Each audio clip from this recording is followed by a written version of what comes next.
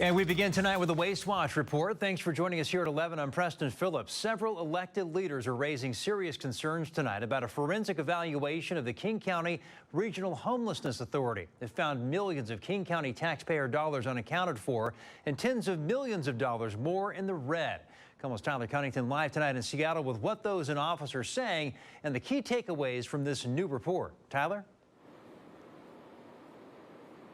Yeah, well, outraged, unacceptable, and damning. Those are just a few of the adjectives used by elected leaders after they saw that report, which dove into the finances of a group that is supposed to be working on solving the challenges of the homelessness issue in our region.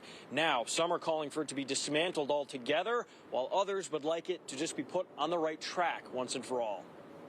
Over $44 million in negative cash balances and $13 million that can't be accounted for. Those are the findings of a forensic evaluation done by a private firm hired by Seattle and King County to look into the King County Regional Homeless Authority. We have to have a regional approach to this problem, but we need the organization to do the job. Seattle Councilman Bob Kettle says KCRHA, which has been given hundreds of millions of dollars by Seattle and King County, lacked the necessary oversight from its very inception in 2019. I'm not surprised in a lot of ways. It's why he emphasizes the need for financial controls, because the demand for a regional organization to provide emergency and long-term housing for individuals is essential. I think it would be an absolute mistake to shut down KCRHA. However, I'm outraged. Fellow City Council member Maritza Rivera disagrees. I don't think there's room to fix King County Regional Housing Authority when we're seeing this lack of fiscal responsibility and the missing invoices for dollars. She says concerns over finances date back years for KCRHA and that now a new path needs to be paved. Well, I would like to see a robust action on this one because the taxpayers deserve it. Mayor Katie Wilson stating that all options are on the table while writing in part, addressing homelessness is my highest priority and I have serious concerns about KCRHA's management of city funds. King County Executive Gurmai Zahalai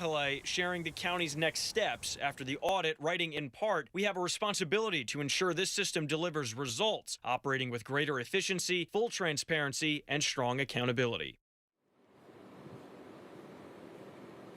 Now, both Mayor Wilson and County Executive Zahalai signed off on a letter to the CFO of KCRHA demanding a response by May 8th to the high-risk findings tied to some of those mismanaged dollars, and also a May 23rd deadline where they have to have a written correction plan to address other issues from within the report. Reporting here live in Seattle tonight, Tyler Cunnington, KCRHA News. And the audit turned up several more concerns. KCRHA was borrowing to stay afloat and racking up interest along the way. Invoices were months late, and most of the ones that were sent had errors. While auditors found no evidence of large-scale fraud, they say a lack of internal controls left the agency exposed.